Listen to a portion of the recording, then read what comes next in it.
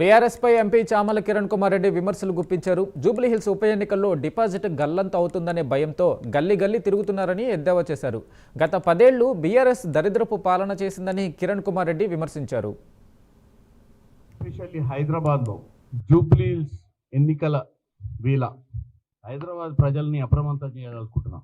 ఎందుకంటే ప్రతి ఎన్నికలప్పుడు ఒక 2 అచ్చోసిన ఆంబోతులు లెక్క హైదరాబాద్ నగరంలో సంచరిస్తున్నాయి.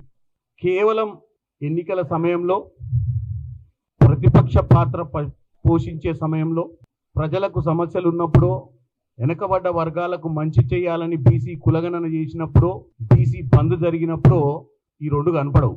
కేవలం ఈరోజు జూబ్లీహిల్స్ ఎన్నికల డిపాజిట్ గల్లంతు జరుగుద్దేమోనన్న భయంతో ఇవాళ హైదరాబాద్ నగరంలో గల్లీ గల్లీలో తిరిగి ప్రజలను తప్పుతో పట్టించే ప్రయత్నం చేస్తారు.